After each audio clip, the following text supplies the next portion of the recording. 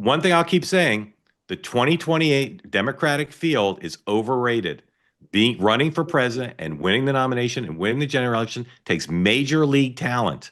And these folks, I'm going to single one of them out, but I'm saying it's true of almost all of them. You can look at a governor from 2,000 miles away and say, well, they look amazing. They'd be a great candidate. I'm telling you, these folks have not had the level of experience that some have. Here's Gretchen Whitmer. She went to the White House yesterday. It's still a little unclear what she was doing there, but she ended up in an Oval Office photo op. And then her press person had to kind of apologize and say he wasn't endorsing the stuff that was going on in the White House. So just look at her. Look how uncomfortable she appears to my eyes. I think we'll come home with a winner for Michigan, okay? I just spoke with the Secretary of Defense.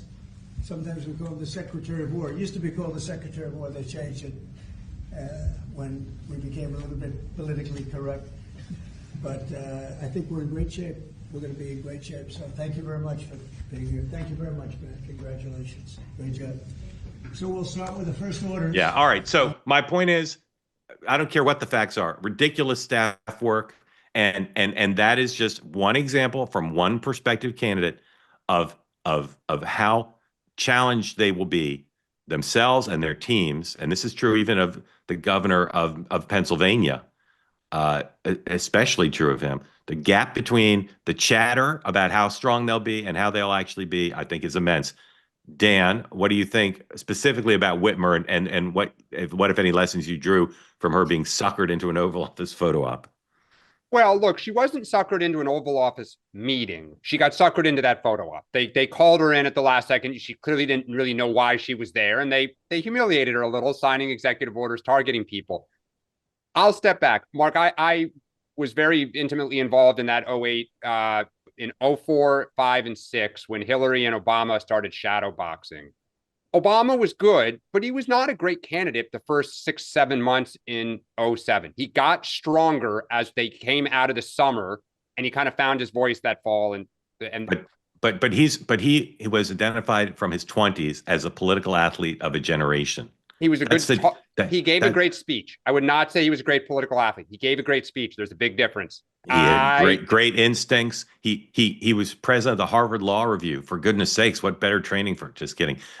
I just don't think you can look at their skills in their 20s and 30s and say you're right. Obama started slow, but no one is surprised who knew him in his 20s that he beat Hillary Clinton for the nomination.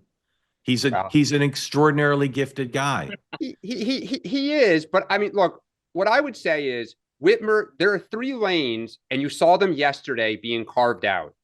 Whitmer is trying to go with the pragmatic kind of Midwestern. She understands the working class. She's not going to kind of totally savage Trump. Jared Polis, my former boss, came out and mocked her, or attacked her yesterday for being somewhat soft on tariffs, saying that they're, surgically they're good, sledgehammer, they're bad. Jared's going to try to be the libertarian, pro-capital markets. He loves markets. He's heavily invested. He's worth hundreds of millions of dollars. And J.B. Pritzker is trying to be the progressive happy warrior. And Tim Walz, I think, is going there too. Shapiro is probably closer to Whitmer than anything else in terms of the lanes.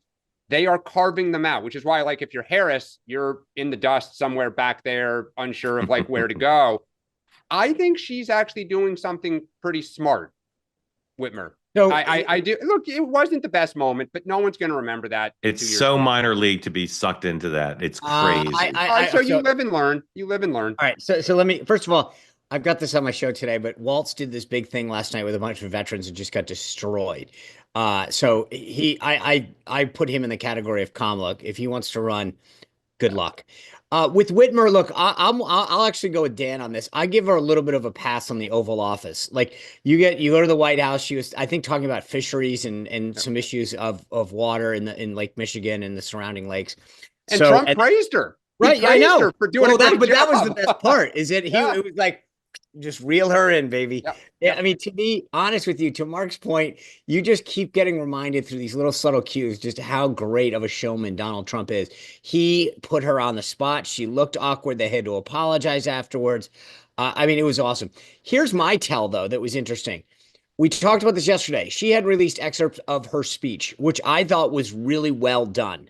Yep. Then she delivered it. and it sucked. And she was so bad. And I was like, it was, I mean, this goes back to the idea of you are not, she read it. It looked like she wasn't familiar with the material. It was awkward pauses. She did not look like she had command of issue. She did not look like she had presence. And that to me was more of an issue than anything else. This was a woman, when I read that speech, I thought if you nail this speech, you're going to get like, this will be right. 100%. 100%. So this is a reminder. So you can give a good speech and be a bad candidate. You can write a good speech and not deliver it well. I mean, they all have to come together at once to be a successful candidate. And to me, this is, to quote Shark Tank, for those reasons, I'm out. I would say the same thing. I would say the same thing about Paulus. I'd say the same thing about Pritzker. I'd say the same thing about Bashir, about Shapiro. Maybe they'll get better. There's a little bit of time, but they are all overrated as far as I'm concerned. I would say this about Whitmer, though, because I agree with you, Sean. Looked a little uncomfortable and stilted yesterday. When she gave her State of the State address, she was super comfortable and I thought delivered it well. But in politics running, you're going to give this every day. You're going to have to be fast moving and nimble and issue breaks, and you got to speak to it. So hopefully, as a Democrat, she can raise her game. I agree with you guys. I mean, Jared's. But it was to me, strength is not going to be delivering speeches. When you can look at a speech and say, wow, that's on point. Yeah. And that takes a lot from me. But then when I saw the clips of her, I was like, holy smokes. I mean, this was nervous. So if you're out there judging and Dan, you know this better than anyone, you're a big donor and you're going, I'm not putting money behind that. Correct. And again, I'm only singling her out because she was in the spotlight yesterday. They're all in the same category. Maybe they'll get better, and certainly there's time. But boy, like between the staff work and the performance, that to me, just so cautionary.